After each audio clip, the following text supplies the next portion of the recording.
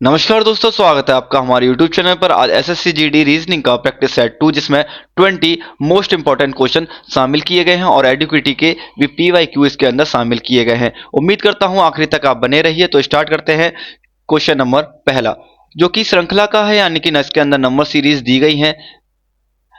10 से 11 किया गया है, 11 से 13, 13 से 17 और 17 से 25 इसके अंदर किया है। तो हमें इससे अगला हुआ पद हमें ज्ञात करना है। तो 10 से 11 किया गया है तो 1 का डिफरेंस है, 11 से 13 2 का डिफरेंस है, 13 से 17 कितने का डिफरेंस है तो 4 का डिफरेंस है, 17 से 25 8 का डिफरेंस है। तो देखिए इसमें आगे क्या आएगा। तो यहाँ पर देखने को मिल रहा है कि 1 से 2 हुआ है, यानी कि इसका 2 गुना किया गया है।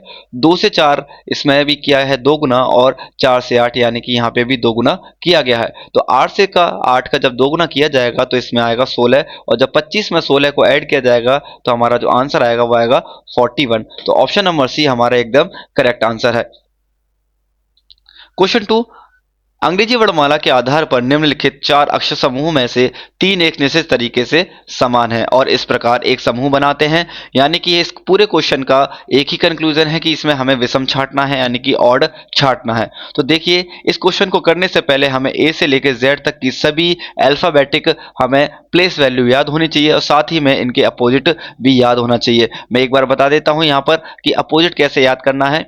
इसकी एक ट्रिक भी है और एक कहानी के रूप में भी याद कर सकते हैं। जैसे कि आजाद नाम का व्यक्ति था, यानी कि बॉय था, और क्रैक्स खाता था, ड्यू पीता था, और साथ में क्या है जीटी रोड पर, यानी कि जी का अपोजिट टी हो गया, Indian railway high school, Indian railway high school, jack queen, और LOVE, यानी कि ये क्या है, एल का अपोजिट ओ होगा और इसके अंदर वी का अपोजिट ई होगा और एम का अपोजिट एन होगा। ये हमारे क्या है, अपोजिट लेटर्स हैं। तो स्टार्ट करते हैं। क्वेश्चन क्या है, तो क्वेश्चन जो क्यू जो आता है वो 17 पर आता है, जेड हमारा 26 पर, और के आता है 11 पर। यहाँ पे देखेंगे इनकी प्लेस वैल्यू हम लिख लेते हैं।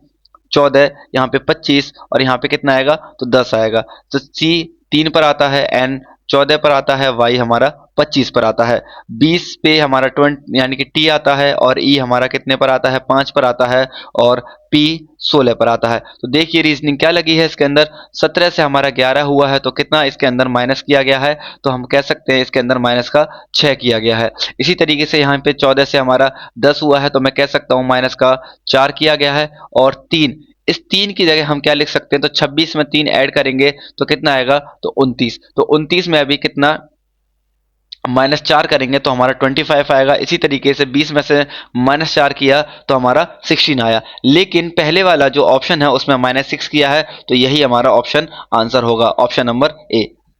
नेक्स्ट क्वेश्चन जो है वो हमारा पासा से है, डाइस से है। इससे पहले मैं बता चुका हूं इस क्वेश्चन को कैसे हल करते हैं, ठीक है। तो बोला क्या गया है कि हमें पूरा क्वेश्चन पढ़ने की जरूरत नहीं है, आखिरी में देख लीजिए कि के विपरीत पूछा क्या है, के विपरीत क्या है। तो सबसे पहले हम यहाँ पर देखते हैं कि यहाँ पर कौन सी संख्या कॉमन है दोनों पासे की स्थिति में, और उसी संख्या यानी कि उसी लेटर को लेकर हम एक ही दिशा में घुमा देते हैं, ठीक है। अगर ए हमारा क्या है कॉमन है तो इसमें क्लॉकवाइज या एंटी क्लॉकवाइज, तो हम क्लॉकवाइज घुमाते हैं, ए से एस आएगा और एस से एन आएगा। इसी तरीके से यहाँ पर ए के बाद आई आएगा और आई के बाद टी आएगा, आई के बाद क्या आएगा टी। तो एन के विपरीत हमारा टी है और एस के विपरीत हमारा ए आई है, तो ए के विपरीत ए हो नहीं सकता, तो शेष लेटर जो बचता है वो इसके विपरीत होगा जो कि हमारा के है। तो इसका जो आंसर आ गया, हमें पूछा क्या है के विपरीत क्या है, तो के विपरीत ए है, तो हमारा आंसर आता है option number A. Next question हमारा क्या है, नेक्स्ट क्वेश्चन हमारा क्या है, तो हमारा सीरीज से है, लेकिन ये सीरीज जो है वो लेटर सीरीज है, यानी कि अक्षरों की, अंग्रेजी वर्णमाला की, ठीक है। इसमें क्या किया गया है, TKF, फिर UJGVIHWHI। तो टी से यू किया गया है, यू से वी किया गया है, और वी से डब्ल्यू किया गया है। तो मैं कह सकता हूं 20 से 21 किया है, 21 से 22, और 22 से 23, यानी कि +1 और +1 हो रहा है, तो आगे भी क्या होगा +1 होगा। तो 23 में जब 1 जोड़ेंगे तो कितना हो जाएगा 24, और 24 पर क्या आता है x आता है। और हमें देखिए कि 2 ऑप्शन हमने एलिमिनेट कर दिए, हमारे पास 2 ही ऑप्शन बचे, ठीक है। तो आगे देखिए के हमारा 11 पर आता है, 11 से कितना हुआ है तो 11 से कितना हुआ है, यहाँ पे 10 हुआ है, 10 से कितना हुआ है तो 9 हुआ है, और 9 से कितना हुआ 8, तो 8 से यानी कि -1 किया गया है, 8 से -1 करेंगे तो कितना आएगा 7, और 7 पे क्या आता है तो जी आता है। तो जो देखो पहले ऑप्शन में क्या है एक्स जी है, इसमें एल है, तो ये भी ऑप्शन हमारा कट गया, तो हमारा आंसर जो आता है ऑप्शन नंबर ए इसका करेक्ट आंसर है। ठीक, हमें इसमें एलिमिनेट करना है, तभी हम जल्दी कर पाएंगे। हमें आंसर पूरा नहीं निकालना, हमें बस एलिमिनेट करना है ऑप्शंस को। ठीक, और हमारा जो शेष बचेगा वही हमारा आंसर हो जाएगा। ठीक, आगे बढ़ते हैं। आगे क्या है हमारा एक नॉर्मल वर्क का सवाल है सीरीज में।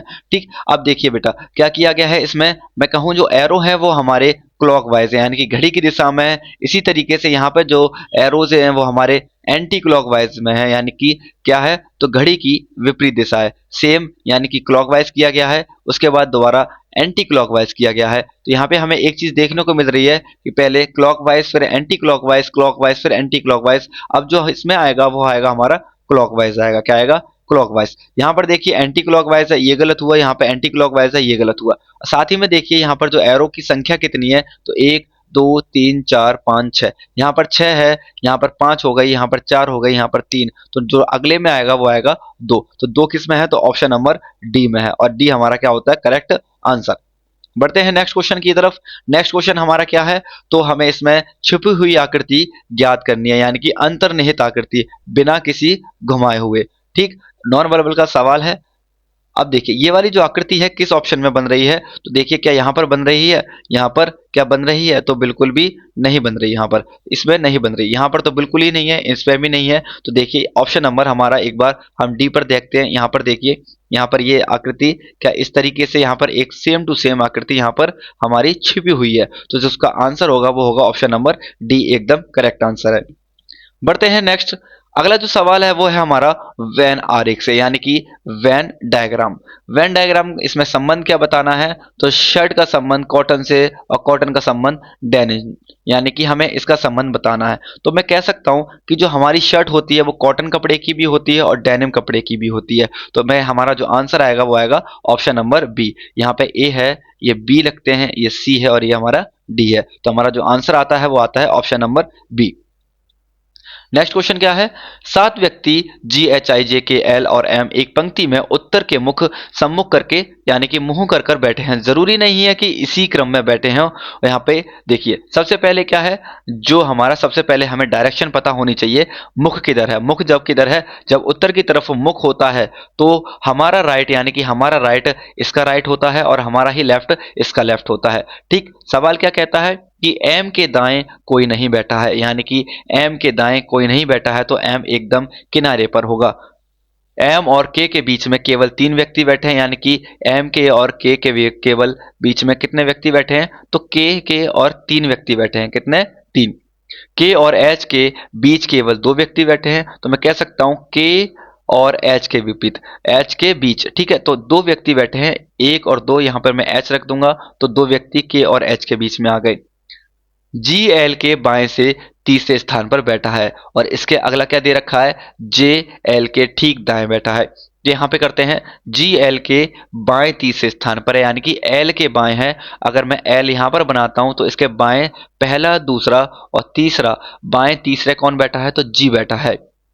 आगे क्या बोला गया है, एल के ठीक दाएं, एल के ठीक दाएं कौन बैठा है तो जे बैठा है। अब देखिए यहां पर आंसर हमारा कैसे गलत होता है, क्योंकि एल के ठीक दाएं तो पहले से ही बिठा दिया है, तो जो हमने ये बिठाया ये एकदम गलत बिठाया है। दोबारा से बिठाएंगे इसको, तो जी एल के बाएं तीसरे स्थान पर है तो एल को हम यहां पर बिठाएंगे, और बाएं तीसरा तो पहला दूसरा और तीसरा यहां पर कौन आएगा तो यहां पर आ जाएगा जी। अगला बोला है एल जो है एल के ठीक दाएं जे बैठा है, तो एल के ठीक दाएं कौन बैठा है जे, और जो शेष बचा है वो यहां पर आ जाएगा, और शेष कौन बचा है तो आई बचा है। ठीक, तो देखो 7 व्यक्ति बैठ गए तो बिल्कुल बैठ गए। तो आई और एच के बीच में कितने व्यक्ति बैठे हैं तो आई हमारा ये है और एच हमारा ये है, तो 1 2 3 यानी कि कितने व्यक्ति बैठे हैं तो 3 व्यक्ति आया आई और एच के बीच में बैठे हैं। तो इसका जो आंसर आएगा वो ऑप्शन नंबर ए आएगा। आगे देखिए इसमें क्या है कंटिन्यूस सीरीज है, यानी कि इसमें गैप दिए गए हैं। इसको हल करने का तरीका क्या होता है वो बताते हैं। सबसे पहले क्या है, इसके हम जो हमारे जितने भी लेटर्स दे रखे हैं उनका खाली स्थान है उनको सबको गिन लीजिए। 1 2 3 4 5 6 7 8 9 10 11 12 13 14 15 16 17 18 19 20। देखिए 20 हैं तो इसके अंदर पेयर कैसे बन सकते हैं, तो 4 4 का पेयर बन सकता है या फिर 5 5 का पेयर बन सकता है। तो मैं 4 4 का बना लेता हूँ। तो देखिए 1 2 3 4 एक बन गया, 1 2 3 4 एक बन गया, 1 2 3 4 एक बना, 1 2 3 4 एक बना। ठीक है, अब देखिए इसको हम कैसे लिख सकते हैं। यहाँ पर P है, P के बाद 2 खाली स्थान है, फिर U है। तो यहाँ पे भी देखिए P है, खाली स्थान है, तो यहाँ पर क्या होगा, तो U होगा। तो मैं कह सकता हूँ P Q T U। देखो P Q T U। ठीक है, आगे क्या है, O है, फिर क्या होगा PQTUO, फिर आएगा PQTUO, PQTUO। ठीक, तो हमारा जो आंसर आता है वो क्या आता है, तो यहाँ पर आएगा Q, यहाँ पर आता है T, फिर आता है U, फिर आता है O, PTTO। अब देखिए ये किस में दे रखा है, तो QTUO PTTO, यानी कि पहले ही ऑप्शन में हमारा क्या है, यहाँ पर आंसर मिल गया।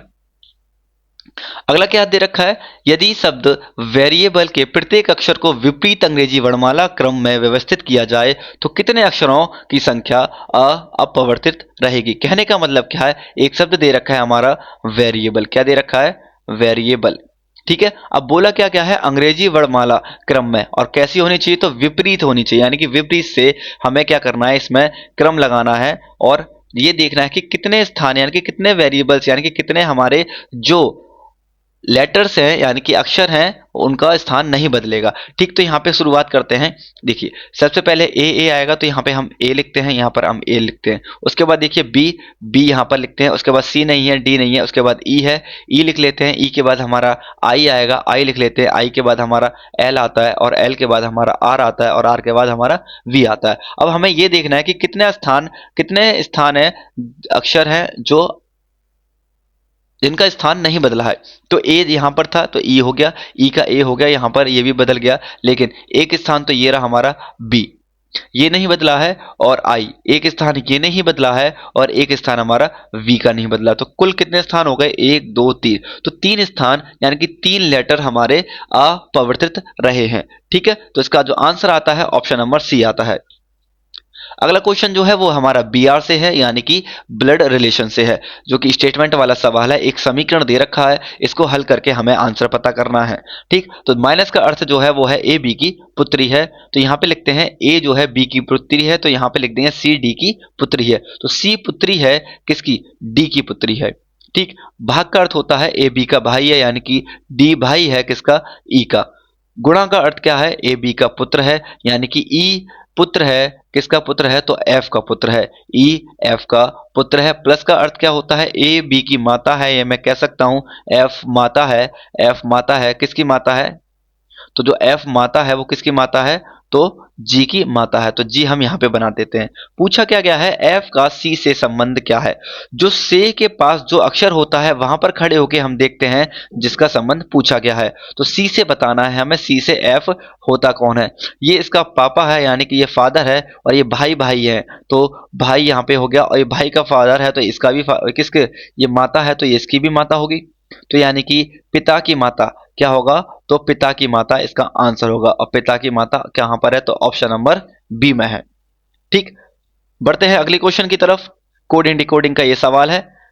देखिए टी का संबंध हमारा 8 से दे रखा है, डी का संबंध 24 से, जेड का संबंध हमारा क्या है, 2 से है, और 13 का संबंध हमारा किससे है, तो 15 से है, यानी कि एम का संबंध 15 से है। तो मैं लिख सकता हूं टी डी जेड एम, 8 24 2 और 15। अब देखिए सबसे पहले इनकी प्लेस वैल्यू लिखिए। यहाँ पे 20 है, यहाँ पर 4 है, यहाँ पर कितना है 26 है, और यहाँ पर कितना है 13 है। अब देखिए इसमें क्या संबंध बनाया गया है क्या नहीं है। मैं कह सकता हूं टी का विपरीत लेटर क्या होता है, तो जी होता है, और जी कितने पर आता है, 7 पर आता है। तो 7 से यहाँ पर कितना किया गया है, तो माइनस का 1 किया है। अब मैं कहूँ डी का विपरीत क्या होता है, तो डी का विपरीत डब्ल्यू होता है, जो कि 23 पर आता है, और 23 से 24 हुआ है, तो यानी कि प्लस का 1 हुआ है। तो बेटा यहाँ पर भी कितना होगा, प्लस का 1, गलती से माइनस लिख दिया। अब z का विपरीत क्या होता है, तो 1 होता है यानी कि a, और a जो आता है वो 1 पर आता है, और 1 से यहाँ पर कितना हुआ 2 यानी कि प्लस का 1। इसी तरीके से m का विपरीत क्या आता है, तो n आता है, और n आता है 14 पर, और 14 से 15 हुआ यानी कि प्लस का 1। तो मैं कह सकता हूं अपोजिट करके क्या किया गया है, अपोजिट करके सभी में +1 किया गया है। तो देखिए लेटर क्या है, HAWP। एच का अपोजिट क्या होता है, हाई स्कूल यानी कि एस। ए का अपोजिट क्या होता है, जेड आजाद। डब्ल्यू का विपरीत क्या होता है, ड्यू। पी का अपोजिट क्या होता है, के। अब इसमें से एक एक हमें क्या करना है, प्लस करना है। ये 19 पर आता है, ये 26 पर है, ये 4 पर है, और ये 11 पर है। 19 से +1 करेंगे तो कितना आएगा, 20 आएगा। 26 से 27 आएगा, 4 से 5 आएगा, और 11 से 12 आएगा। अब देखें तो हमारा पहले लेटर यानी कि पहले अक्षर से ही हमारा आंसर आ गया, क्योंकि बाकी सभी में क्या है, संख्या चेंज है। इसी में सिर्फ और सिर्फ 20 दे रखा है। हमारा आंसर क्या आता है, तो ऑप्शन नंबर सी। बढ़ते हैं अगले क्वेश्चन की तरफ। न्याय निगमन का क्वेश्चन है, यानी कि हमें कथन और निष्कर्ष दे रखा है। ये सवाल पहले भी कराया था, अब दोबारा से कराते हैं। इसके अंदर मैंने 3 बातें बताई थी जो कि काफी महत्वपूर्ण है। बोला क्या गया है, सभी पायल क्या है, मौजे हैं। क्या बोला गया है, सभी पायल क्या है, पायल हमारे क्या है, तो मौजे हैं। क्या है, मौजे हैं। ठीक, सभी मौजे क्या हैं, चपटे हैं। यानी कि सभी मौजे कैसे हैं, तो चपटे हैं, यानी कि ये इसके ऊपर आएगा, चपटे हैं। ठीक है, कुछ चपटे पतलून है, यानी कि जो चपटे का सर्कल है वो थोड़ा क्रॉस करेगा, किसको, पतलून को करेगा। किसको करेगा, पतलून को करेगा। अब देखिए निष्कर्ष क्या है, क्या सभी पायल चपटे हैं, क्या सभी पायल चपटे हैं, नहीं। क्या सभी पायल चपटे हैं, बिल्कुल सही है। यानी कि पायल क्या है, अंदर है, और चपटे क्या है, बाहर है। तो कह सकते हैं सभी पायल क्या है, चपटे, यानी कि एकदम सही है। कुछ पतलून पायल हैं, क्या पतलून और पायल का कोई सर्कल क्रॉस कर रहा है, तो बिल्कुल नहीं कर रहा है। तो यानी कि ये जो निष्कर्ष है वो क्या है, गलत है। इसका जो आंसर आता है वो आता है ऑप्शन नंबर सी, केवल निष्कर्ष एक अनुसरण करता है। नेक्स्ट क्वेश्चन जो दे रखा है, यानी कि कोडिंग डिकोडिंग का दे रखा है, BIGS का संबंध किससे है, तो 4593 से है। यानी कि BIGS का संबंध किससे है, 4593। ठीक, अब देखिए इनकी प्लेस वैल्यू क्या होती है, तो इसकी 2 होती है, इसकी 9 होती है, इसकी कितनी होती है, 7 होती है, इसकी कितनी होती है, ऐसा आता है हमारा कितने पर, तो 19 पर आता है। कितने पर आता है, 19 पर आता है। अब देखिए 2 से 4 किया गया है, और यहाँ पे सॉरी सवाल तो पूरा पढ़ा नहीं, यहाँ पे ऐसे ही मिस्टेक होती है। सवाल ना पूरा अच्छे से ना पढ़ो तो मिस्टेक होती है। बोला क्या गया है कि BIGS का संबंध हमारा 4593 से है। इसी तरीके से SING का संबंध 9432 से है। तो हमें बस n का मतलब निकालना है, यानी कि n कौन से क्या, यानी कि n का जो संबंध है वो किस नंबर से है।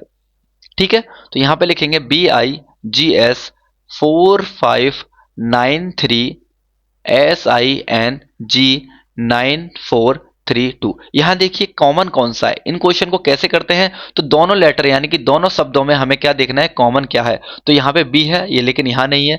I है, I यहाँ से कट गया, और G से G कट गया, और S से S कट गया। इसी तरीके से इन दोनों में देखिए, दोनों अंकों में कौन सा कौन अंक कॉमन है, तो 4 से 4 कट गया, 9 से 9 कट गया, और 3 से 3 कट गया। तो यहाँ पे 5 बचा, और यहाँ पर 2 बचा। तो जो n का कोड है वो क्या होगा, तो 2 होगा। और 2 कहां पर है, तो ऑप्शन नंबर ए में 2 है। तो हमारा जो आंसर है ऑप्शन नंबर ए।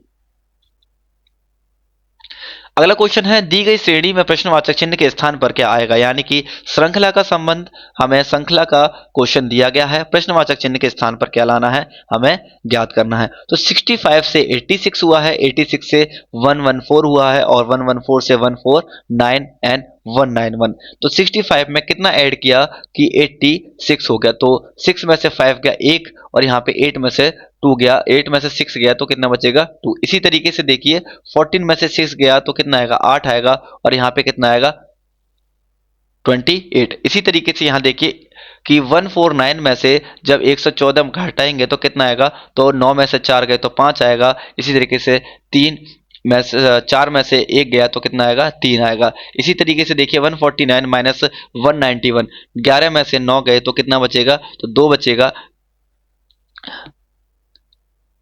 तो 2 बचेगा। और यहाँ पे 18 में से 14 जाएगा तो कितना बचेगा, तो यहाँ पर बचेगा कितना कि 4 बचेगा। अब देखिए बेटा कि यहाँ पे क्या किया गया है, अंतर का अंतर लिया गया है। जब अंतर का अंतर लेंगे 21 और 28 का जो अंतर होगा वो 7 का होगा, 28 और 35 का अंतर 7 का होगा और 35 और 42 का अंतर भी 7 का होगा। तो जो अगली संख्या आएगी उसमें 7 को ऐड करेंगे। जब 7 को ऐड करेंगे 42 में कितना आएगा, तो 49 आएगा। और 49 को जब 191 में ऐड करेंगे तो क्या आएगा, तो 9 में एक जोड़ेंगे तो क्या आएगा, 0 आएगा। और 0 कहाँ दिख रहा है, तो सिर्फ और सिर्फ एक ही ऑप्शन में दिख रहा है, ऑप्शन नंबर बी में। ठीक है, हम इसको इकाई अंक से भी कर सकते हैं डायरेक्ट।